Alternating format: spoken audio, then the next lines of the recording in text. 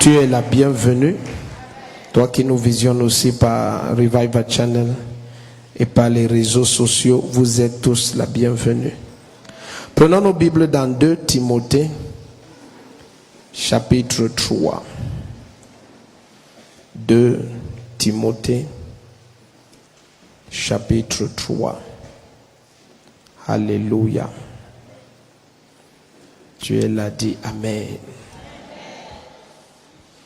2 Timothée, chapitre 3, verset 16. 2 Timothée, chapitre 3, verset 16. On va prendre même verset 16 et 17. 2 Timothée, chapitre 3, verset 16 et 17. Tu es là-bas, dis Amen. Si tu cherches encore, dis j'arrive. Si tu n'as pas de Bible, je ne sais même pas quoi te dire parce que c'est pas la réunion des enfants le lundi, c'est pour des gens qui ont soif des choses profondes. 2 Timothée, chapitre 3, versets 16 et 17. Amen. Qui a eu le temps de méditer ce matin? Si tu as eu le temps de méditer ce matin,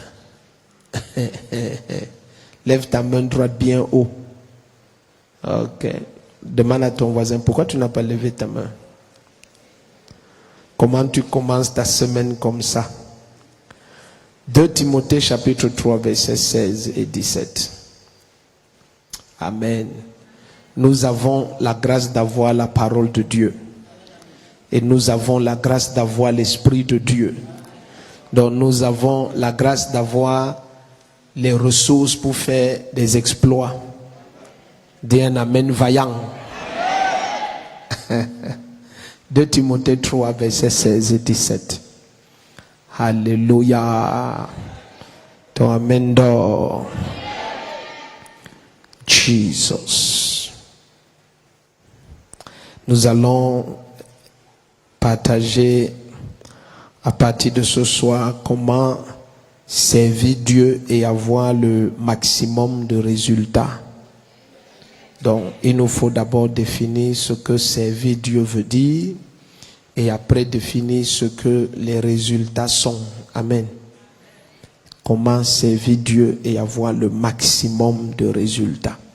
Donc là, il nous faut définir qu'est-ce que veut dire servir Dieu. Et deuxième, c'est quoi avoir les résultats. Amen. Gloire à Dieu. Lorsque tu es dans une église ou dans un ministère, je ne sais pas pourquoi ce bas frère placé de façon artisanale comme ça. Amen. Alléluia. Donc quand tu es dans un ministère, tu ne sers pas Dieu parce que tu fais ce qui est juste à tes yeux. Amen. Servir Dieu, ce n'est pas faire ce qui est juste à tes yeux. Servir Dieu, quand tu es dans un ministère, c'est connaître la vision et avoir reçu une instruction. Amen. Donc, servir Dieu, ce n'est pas lorsque je me lève et je me dis que c'est bien, par exemple, de faire un orphelinat. Non, ça, ce n'est pas servir Dieu. Amen. Je t'ai dit que tu peux aider quelqu'un contre la volonté de Dieu. Ce que tu fais, c'est une bonne motivation, mais Dieu te rejette à cause de ça. Parce que même lorsque je dis, moi le prophète Ndefo, que je sers Dieu, ce n'est pas parce que je le dis que je sers Dieu. Non, c'est parce que il y a une vision avec des instructions. Amen. Si j'entre chez toi, je me mets à laver ta maison, ça ne veut pas dire que je te sers. Je ne te sers que lorsque je connais ce que tu veux et j'ai reçu tes instructions. Donc maintenant, malgré que tu vois ma maison sale, Ça peut être mon désir que la salle là soit sale parce que je veux faire la culture des champignons. Donc quand tu viens laver cette salle, tu as agi contre ma vision. Mais à tes yeux, tu m'as servi. Est-ce qu'on est ensemble? Dieu peut décider d'enseigner l'humilité et la consécration à un de ses enfants parce qu'il est souverain. Il choisit de te les enseigner en te dépouillant financièrement. Donc quiconque t'aide à ce moment-là t'aide contre Dieu. Quelqu'un dit amen ici? Donc n'allez pas croire que on sera récompensé pour les bonnes choses qu'on a faites. Non. Ce que la Bible appelle les œuvres en or, certaines en argent, d'autres en bois et en paille, ça te montre que il y a des œuvres qui ont diverses valeurs aux yeux de Dieu. Amen. Et la parole du Seigneur va nous montrer que nous serons habillés de fin lin blanc qui sont nos œuvres de justice. Mais qu'est-ce que la justice? La justice, c'est juste l'accomplissement du dessein de Dieu en Christ. Ça veut dire jusqu'à ce que tu fasses s'accorde avec la volonté de Dieu en Christ. Ce que tu fais est hors de la justice de Dieu. Est-ce que vous êtes ici? Alors maintenant, il en est de même lorsque donc tu es un chrétien dans une église. Ça veut dire que tu es dans une vision. Est-ce que quelqu'un comprend? C'est comme lorsque tu es un enfant dans une maison. Quand tu es un enfant dans une maison, tu peux voir, comment vous appelez ça? Tu peux voir le bananier qui est derrière votre maison. Et tu penses que parce qu'il y a ces bananiers derrière votre maison, ça veut dire que le régime de bananes qui est dessus, tu dois faire cuire ça et vous manger. Non. Pose la question à tes parents. Est-ce que vous avez une vision pour ces régimes de bananes? Est-ce qu'on est ensemble? Donc ce n'est pas parce que tu vois quelque chose disponible que ça veut dire que c'est accessible. Nous avons eu à partager un jour dessus. Tout ce qui est disponible n'est pas accessible.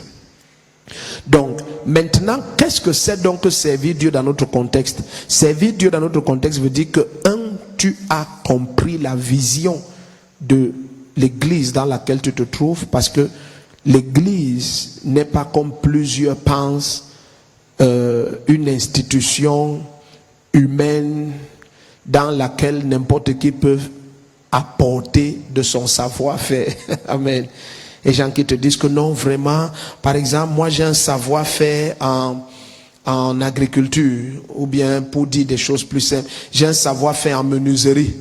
Donc si on me laissait par exemple, j'allais faire les chaises en bois de l'église. Non, tu n'as pas lu la Bible. Ce n'est pas parce que tu as un savoir-faire en menuiserie que tu es qualifié pour faire les bancs de l'église. La Bible dit, quand on lit dans le livre d'Exode, que j'ai donné l'esprit de sagesse à Bezalel, fils de Oholiab, et je lui ai adjoint des serviteurs, et je lui ai donné la sagesse pour faire toutes sortes d'instruments de bronze, d'or, de bois. Donc il faut que Dieu ait oint la personne, désigné la personne pour qu'elle soit qualifiée pour quoi que ce soit. Donc jusqu'au travail qu'on faisait dans le temple, ce n'était pas parce qu'on était qualifié selon les sciences humaines, mais c'est parce qu'on était oint par Dieu pour faire cela. Si vous êtes avec moi. Donc ça fait que plusieurs parfois ne comprennent pas. Amen. Et malheureusement, même beaucoup dans cette salle croient ça. Que ce qui te qualifie pour une activité dans l'église, ce sont les capacités que tu as eues dans le monde. Non. Amen. C'est l'Esprit de Dieu. Uniquement l'Esprit de Dieu.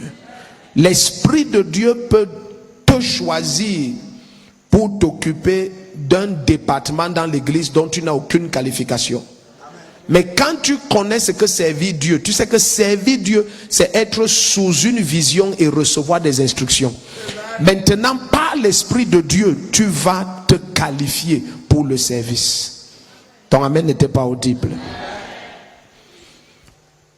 Donc, c'est d'abord, première chose, comprendre, servir Dieu.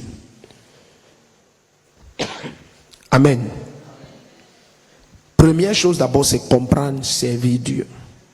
Parce que quand tu as ta propre définition de ce concept, automatiquement tu vas faire beaucoup d'erreurs. Voilà pourquoi on a autant de problèmes avec les églises de réveil. Parce qu'on a beaucoup de gens qui servent, qui ne devraient pas servir. Amen. Oui.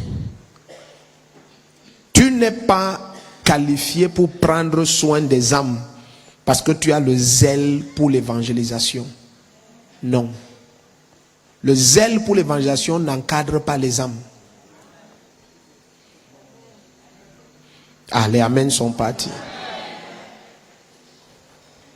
Donc, première chose que tu dois comprendre, c'est que je dois embrasser complètement la vision.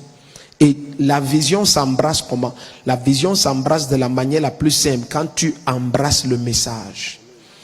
Beaucoup de chrétiens qui ont du mal à saisir la vision d'un ministère, c'est pour une seule raison. Je vous ai partagé ici un jour, je vous ai dit que quand vous observez les apôtres étaient pour la quasi-totalité, surtout les 4 premiers que Jésus a eus. Ils étaient tous des disciples de Jean-Baptiste. Donc, entre parenthèses, ils appartenaient à une autre église avant. Est-ce que j'ai l'oreille de tout le monde? Je dis, ils appartenaient à une autre église avant. Et cette église, Jésus leur dit clairement que cette église avait une doctrine. Il dit, vous avez entendu dire, mais moi je vous dis. Donc pour que tu puisses embrasser une vision, il faudrait que en toi, tu acceptes que tout ce que tu as connu hier n'est plus valide maintenant.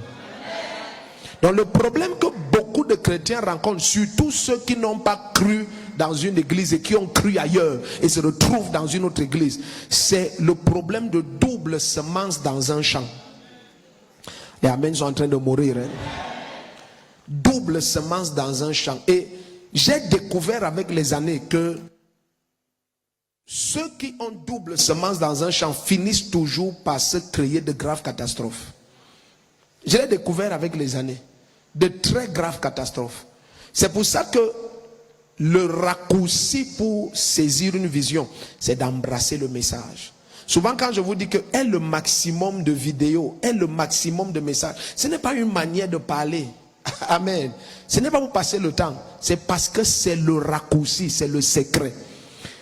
Comment Jésus transformait les apôtres? En étudiant les Écritures, tu découvres que un premier secret de Jésus, c'était qu'il habitait avec les apôtres. La Bible va nous dire dans Marc 2 qu'il les a pris pour les avoir avec lui. Donc il y avait une proximité d'habitation qui faisait que Jésus échangeait avec eux en permanence. Comment nous pouvons reproduire ça aujourd'hui? C'est pendant que tu habites avec les messages. Ton amen n'est pas clair. Parce que ce qui était important dans l'habitation avec Jésus, ce n'était pas l'odeur de son parfum, c'était sa parole. C'était sa parole. Parce que la Bible dit qu'il habitait avec eux pour les instruire et les envoyer. Donc la raison d'habiter, c'était pour l'instruction. C'est pour ça que nous sommes dans 2 Timothée 3. La parole de Dieu est bonne pour instruire. Donc quand la parole t'est donnée, c'est là où il y a les instructions. C'est là où en écoutant les messages, tu commences à comprendre. Voici comment l'esprit de mon pasteur est. Voici les choses qu'il n'apprécie pas. Voici les choses qu'il n'aime pas. Voici comment il voit. Voici. Est-ce que vous comprenez un peu? Parce que jusqu'à tu saisis une vision, que ce soit, écoutez, un jour je vous ai dit quelque chose ici et je suis en direct, je suis très conscient de ça en permanence. Je vous ai dit, moi, prophète défaut, je ne croirai jamais à la méritocratie jusqu'à ce que je quitte la terre. Ça n'a aucun sens. Aucun leader ne cherche les gens qui méritent. Aucun leader. Tout leader cherche les gens qui peuvent accepter sa vision. Et il va les qualifier. Si quelqu'un a un doctorat, il croit que parce qu'il était major en doctorat, il doit être ministre. Non, tu ne peux pas être un bon ministre. Parce que tu vas être un problème pour le chef de l'État. Il n'a pas besoin que tu sois major. Il veut que tu sois entièrement soumis à sa vision. Et maintenant, pour le reste, il va te qualifier. Aucun leader cœur jusqu'à Jésus-Christ n'a fonctionné avec la méritocratie. Non, il y avait des gens meilleurs que les 12 apôtres. Bien aimés, regardons les caractères des apôtres. Allons un à un. Il y a un incrédule qu'on appelle Thomas. Il y a 2 coléreux qu'on appelle les fils du tonnerre. Quand ils se mettent en colère, ils peuvent commander la foudre de tuer les gens. Il y a quelqu'un de bizarre qui était un collecteur d'impôts. Quelqu'un qui pactisait avec la nation qui s'était emparée d'Israël, qu'on appelle Matthieu. Essayons de citer les apôtres. Ce n'était pas des références. Mais Jésus a vu que leur soumission de cœur, chacun était capable, un de dire éloigne-toi de moi, je suis un pécheur, regarde son humilité. L'autre était capable de dire ok, j'abandonne tout et je te suis. L'autre pouvait, est-ce que vous comprenez un peu? Donc Jésus les sélectionnait par leur soumission à sa personne. Ah, les amens sont en train de partir. Mais tu vois, aujourd'hui tu entends les gens dans l'église, vraiment si on connaissait mes capacités, c'est ça ton problème, tu en as beaucoup. Écoute, lisons la Bible de Genèse, Apocalypse. Tu vas voir tous les gens que Dieu choisit. Tous disent que choisit quelqu'un d'autre. Je ne suis pas qualifié. Je ne suis pas digne. Ça te montre que dès que tu te sens digne, tu es disqualifié. Est-ce qu'on est ensemble ici? Et un des problèmes qu'on a dans les églises de réveil, c'est que beaucoup de rebelles qu'on n'a pas qualifiés parce qu'ils se sentaient dignes, partent commencer des groupes de rébellion qu'on appelle églises de réveil. Ah, les amens vont mourir, ne vous dérangez pas. Les gens qui font comme ils veulent. C'est parce que, même papa, comme on a envoyé le frère tel dans telle branche, je me suis senti à l'aise d'aller là-bas. Tu es trop indépendante. Est-ce que c'est le prophète Ndéforodri qui t'a envoyé là-bas? Qu'est-ce que tu fais là-bas? Tu es trop indépendante. Et c'est cette indépendance qui détruit ta vie. Parce que, bien aimé, regarde, malheureusement, la terre est faite telle que tous les gens qui se sentent meilleurs souffrent partout. Ah, ils ne comprennent pas. Écoute, la majorité des critiques dans ce monde sont des gens qui se sentent supérieurs à tout le monde. Au final, on ne les accepte plus nulle part. Parce que même ceux qui s'associent à eux pour critiquer, le temps vient où ils commencent à critiquer ceux qui critiquaient avec lui. Parce que c'est son esprit. Il a l'esprit de supériorité, un complexe étrange. Il sent toujours que tu pouvais faire comme ça, mais lui-même il ne fait rien, mais il peut juger tout le monde. Donc quelqu'un comme ça, il n'est qualifié pour rien. Donc les 4 premiers apôtres étaient des disciples de Jean-Baptiste. Donc ils viennent d'une autre église, mais maintenant ils doivent mettre de côté tout ce qu'ils ont entendu, sinon ils seront improductifs. Pourquoi? Parce que Dieu va avertir dès Lévitique, ne sémez pas dans un seul champ 2 types de semences. Ah, tu es ici ou tu es parti? C'est là où tu entends des gens, oh vraiment tu ne connais pas ce que je peux apporter, tu ne connais pas, tu ne peux rien apporter. Non, je le dis sans orgueil, tu ne peux rien apporter. La réalité de l'œuvre de Dieu, c'est que Dieu travaille toujours en se révélant à un homme. Il n'y a aucun endroit où Dieu s'est révélé à un groupe. Et je dis, il n'y a même pas il n'y a pas un demi-endroit dans la Bible où Dieu s'est révélé. Donc, qu'on dise quand même qu'il y a une exception, il n'y a aucune exception. Donc, Dieu va toujours, s'il doit libérer tout Israël, 3 millions et plus de personnes de l'Égypte, il ne va pas se révéler à un groupe. Pourtant, il y a les anciens. Il se révèle à un homme. C'est comme ça le plan de Dieu de Genèse à Apocalypse. S'il doit préserver Jacob, il se révèle à un homme. S'il doit parler à Israël, il va se révéler à un homme. S'il doit sauver Israël, il va toujours se révéler à un homme. Pourquoi? Parce que c'est la personne qui doit rendre compte. Tu vois, Dieu est très stratégique. Parce que un des raccourcis pour l'inefficacité, c'est lorsque la vision naît de plusieurs personnes. Quand une tâche est confiée à tout le monde, elle n'a été confiée à personne. Ah, tout le monde accepte ça facilement. Donc comme tu comprends ça, Dieu a compris ça avant toi. Il a compris ça avant toi. Si tu sors de ta maison, tu dis aux enfants que restez laver le sol. S'il te plaît, tu n'as dit à personne. Il faut pointer quelqu'un de précis et tu lui donnes la vision. Toi, lave le sol. Maintenant, quand tu rentres, ce n'est pas laver. Toi, tourne ton dos. La spatule doit... Est-ce qu'on a ensemble ici? Mais si tu sors en disant que laver le sol, bah, les herbes vont pousser là-bas. Personne ne va laver ce sol. Tu n'as dit à personne. Quand tu vas rentrer, tu vas dire que vous n'avez pas lavé le sol, pourquoi? Maman, tu ne m'as pas dit de laver le sol. Tu ne m'as pas dit. Donc c'est là où tu vas comprendre que dire à tout le monde, c'est dire à personne. Même quand Saül est sur le chemin de Damas et ils sont nombreux en chemin, tu croirais que Dieu va permettre que tout le monde écoute. Non, il va veiller que les autres ne comprennent rien parce que Dieu veut toujours s'adresser à une personne. Même quand ils sont en groupe, ils s'arrangent pour que ça parle à une personne. Assieds-toi, on continue. Donc, comment servir Dieu et avoir le maximum de résultats? Alléluia. Tu vois un bien-aimé. Même le professeur d'université que tu vois aujourd'hui et tout le monde apprécie, il a été élève de quelqu'un. Et s'il continue à être un grand professeur d'université, c'est parce qu'il continue à être élève de quelqu'un d'autre. Parce que quand tu n'as pas une fraîche connaissance renouvelée permanemment, tu es disqualifié pour continuer à être une inspiration. Je recommence. Quand tu n'as pas une fraîche connaissance renouvelée permanemment, tu es disqualifié pour continuer à être une inspiration. Quand tu n'as pas une fraîche connaissance qui est renouvelée permanemment, tu es disqualifié pour continuer à être une inspiration. Donc, tout grand professeur est un grand élève. Personne ne dit amen maintenant. Donc ça veut dire que pendant que les apôtres suivaient Jésus de tout leur cœur, Jésus suivait le Saint-Esprit de tout son cœur. Il était enseigné du Saint-Esprit. Alléluia. Donc, l'art de suivre est ce qui te qualifie pour servir avec excellence. L'art de suivre. Comment est-ce qu'un enfant connaît ce qu'il fait? C'est en observant ses parents. Les gens qui ne sont pas dans cette salle. Il y a 3 choses dans l'art de suivre. Amen. Dans l'art de suivre, il y a 3 choses. La première chose qu'il y a dans l'art de suivre, c'est la passion. Tu ne peux pas suivre quelqu'un sinon à la mesure à laquelle tu es passionné par la personne. Oui. Dans l'art de suivre, il y a la passion. Amen. Dans l'art de suivre, il y a l'observation.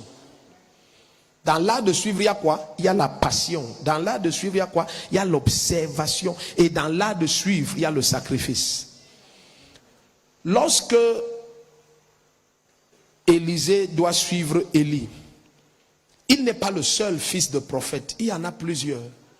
Mais les autres n'ont pas la même passion pour Élie. Regardez comment Élisée va répondre. Il va dire, mon Seigneur. Les autres disent qu'aujourd'hui, ton maître sera ôté. Mais lui, il l'appelle son Seigneur.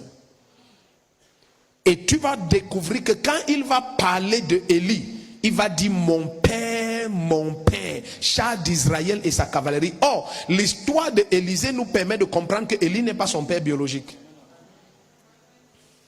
Parce que la Bible dit que lorsqu'il fallait que dans la caverne, Dieu se révèle à Élie et il dit va oindre Élisée de Méhola comme prophète à ta place. La Bible dit que Élisée était en train de faire les champs avec 12 paires de vaches. Et il a dit laisse-moi aller dire au revoir à mes parents. Donc son père et sa mère, ce n'était pas Élie. Mais il a tellement été passionné par Élie qu'il appelait Élie mon père. Oh. Ça veut dire que Élisée est arrivé à comprendre qu'il y a un père biologique qui permet à ce corps de venir sur terre. Mais il y a mon père spirituel qui m'amène dans mon destin, qui permet à mon esprit d'entrer dans sa grandeur. Donc il regarde Élie, il dit mon père. Mais les autres fils des prophètes regardaient Élie et ils disaient mon maître. Et quand tu as l'impression que ton pasteur n'est pas ton père, mais il est ton maître, tu as l'impression qu'on t'utilise et t'exploite. Or, dès que tu suis avec la pensée d'être utilisé et exploité, tu ne reçois rien. Regarde bien, mais si tu as un enfant à la maison qui croit que tu l'utilises et l'exploites, quand tu lui dis lave le sol, va puiser l'eau, lave mes habits, va faire le marché, va faire ceci, cet enfant-là ne sera jamais rien.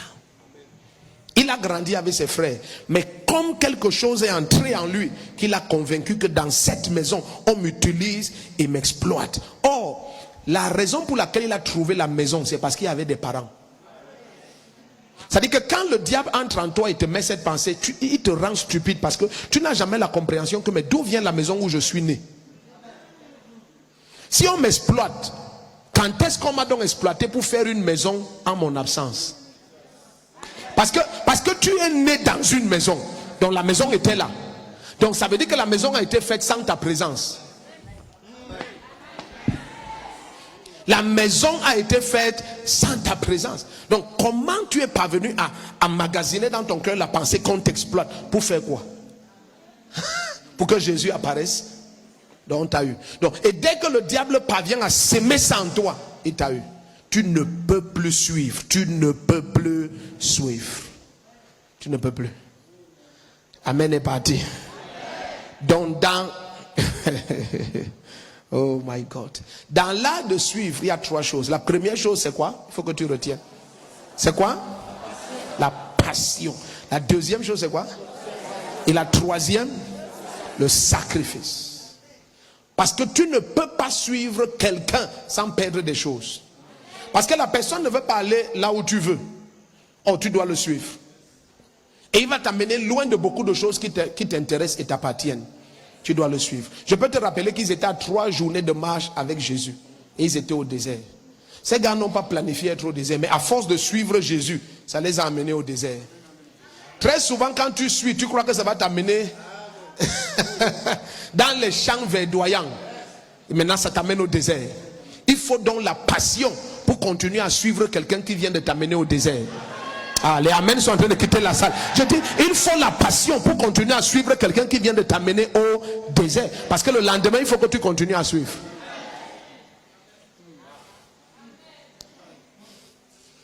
Parce que là, tu le suis et il ne vient pas de t'amener en forêt avec les mandarines. Non, c'est au désert. Et je te rappelle qu'il n'y a pas le pain là-bas. Parce que là, maintenant, la nouvelle vient de sortir que, maître, ici, là où tu nous as amenés, il n'y a pas le pain. Et c'est des amoureux du pain et du poisson. Ils aiment le pain et le poisson. Il n'y a pas le pain, il n'y a pas le poisson. Donc ici, on va mourir. On ne fait pas la pêche au désert.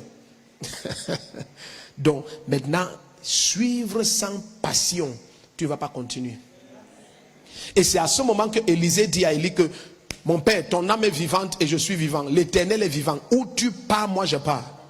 Va n'importe où, je suis derrière toi. Qu'est-ce qui amène... Regardez bien aimé, ce qu'on veut partager ce soir, je ne sais pas si le lundi t'intéresse, parce que le lundi c'est le tendon qu'on partage ici. Il n'y a pas la bouillie. La bouillie, tu attends. Amen. Donc, je ne sais pas si tu es prêt à écouter ce que je vais te dire. Parce que maintenant, je peux te rappeler que cette femme qui va sortir de Bethléem et va se retrouver à Moab, je te rappelle qu'elle va sortir avec son mari et ses 2 garçons, Kilion et Biliam. Et les 2 vont mourir. Et cette femme va avoir 2 belles filles. Mais là où tu vois que c'est une sorcière, parce qu'elle a enterré son mari et enterré ses 2 garçons, il faut faire attention. Parce que si tu es capable de suivre avec ton cœur, elle va faire de toi l'arrière-grand-mère de David. Ah, ça devient compliqué. Mais c'est pour ça que je parle de l'observation. Et je parle de sacrifice. Parce que quand tu suis, il ne faut jamais qu'on te séduise. Que quand tu suis, tu ne vas pas sentir les intempéries. Non, tu vas sentir les intempéries. Parce que l'atmosphère où la personne sera, c'est l'atmosphère où tu vas être. Parce que tu es en train de suivre. Donc maintenant, tu vas te retrouver en train de voir la personne enterrer son mari. Ah, tu dis bon, son mari était vieux. Ok. Tu vois comment on enterre ton beau-frère. Tu dis hey. On enterre ton mari. Ah! Elle est toujours là en santé. Elle est tellement en santé que quand elle met un bébé sur son sein, le lait sort. Et ce n'est même pas son bébé. Est-ce qu'on est ensemble ici? Elle est en forme. Elle est en forme. C'est comme si quand les gens meurent, elle rajeunit. Si tu es dans les croyances stupides africaines, tu commences à conclure. Comment la femme, si meurt et les gens meurent et rajeunissent, elle connaît quelque chose. Elle ne connaît rien. Donc maintenant, tu dois suivre. Parce que à ce moment-là, elle se retourne et elle dit à ses belles filles, il faut rentrer chez vous. Parce que me suivre, ça n'apporte que le deuil dans vos vies. C'est ici que la passion et le sacrifice commencent à parler. À ce moment, Ruth dit, ton Dieu sera mon Dieu. Ton peuple sera mon peuple. Et Orpa, qui est l'autre belle-fille, Orpa dit, l'occasion c'est que tu m'as donné de rentrer chez nous. Vraiment que Dieu te bénisse. J'ai toujours été sûr qu'un jour, on va se séparer. Donc, gloire à Dieu qu'on se sépare dans la paix. Vraiment, je te rends grâce. Au revoir. Orpa est parti. Quelques années après, on informe Orpa que, est-ce que tu as appris qu'il y a une femme qui exporte la nourriture? On dit, quelle femme? Elle dit, oui, c'est une femme comme ça. C'est Madame Boaz. Elle dit, Madame Boaz. J'entends le nom là dans les journaux, Madame Boaz, Madame Boaz. C'est qui? On dit, non, elle est là. Viens, tu vas la rencontrer. Quand elle arrive, elle voit que Madame Boaz, c'est son ancienne belle-sœur. C'est là où elle lui demande que, c'est dans la Bible, c'est seulement qu'il faut lire d'abord le livre de l'expérience avant de trouver la partie. Donc, c'est là où elle lui demande que, Madame Boaz, tout ça s'est passé quand? Elle lui dit, ça s'est passé quand j'ai continué à suivre au carrefour où tu es parti. Si quelqu'un comprend, il dit un amen comme le tonnerre. Tu vois, ça s'est passé quand j'ai continué à suivre au carrefour où toi tu es parti. Assieds-toi un peu. Suivre, c'est un art. Et c'est dans suivre que se trouvent les résultats. Je vais vous choquer. Servir Dieu, c'est lorsque tu saisis le message de l'assemblée où tu te trouves. C'est à partir de ce moment-là que tu commences à comprendre. À partir des instructions, tu as saisi la vision et tu as reçu des instructions. C'est à ce moment que tu commences à servir Dieu. Mais pendant que tu sers Dieu, ce n'est pas tout. Servir Dieu et avoir des résultats. Les résultats, c'est dans le suivi. C'est quand tu suis. Attends, laisse-moi t'expliquer.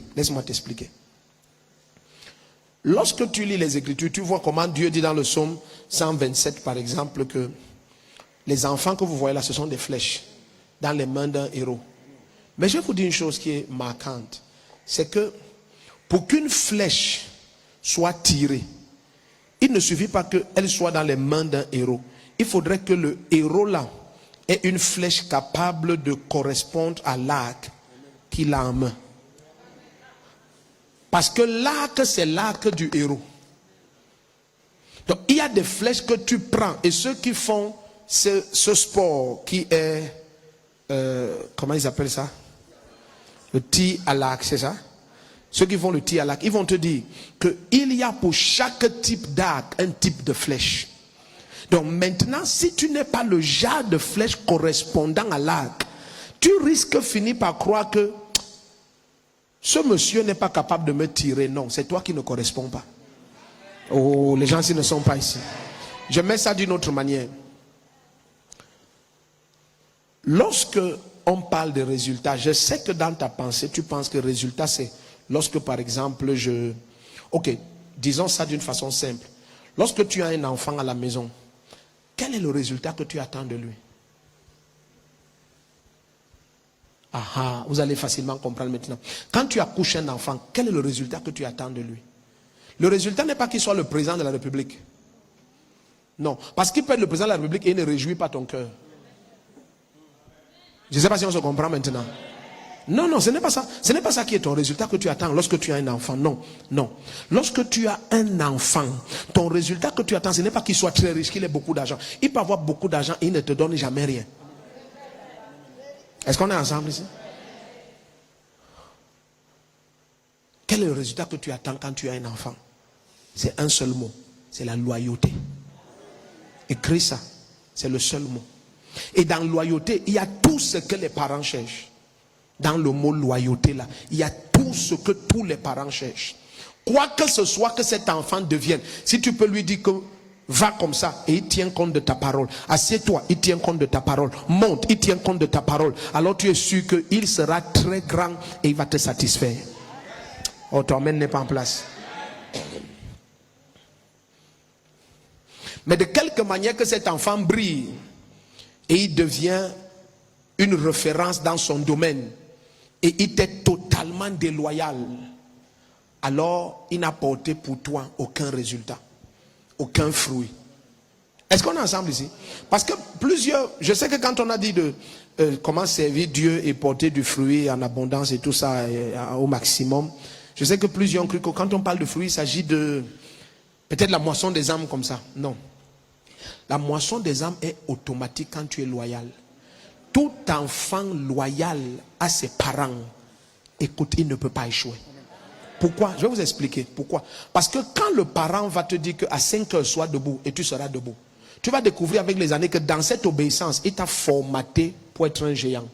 Pourquoi? Parce que lui-même, il n'est pas arrivé au sommet parce que sûrement il n'avait personne pour le former comme il est en train de te former. Donc ce que tu crois être la dureté de sa part, si tu peux lui être loyal, au bout de ce feu, l'or va être épuré et on aura un géant. Mais tu vois maintenant, si tu es donc un enfant et tu commets l'erreur de ne pas être loyal à tes parents, quand il dit va te laver, tu prends le nkuncha. Les gens croient qu'on va dire que tu prends. Ah my God. Tu vois, comme tu as grandi à Bastos, tu ne connais pas le kuncha. Donc tu prends le kuncha. Tu connais ce qu'on lavait les assiettes avec là. Ça avait ça, on se lavait aussi.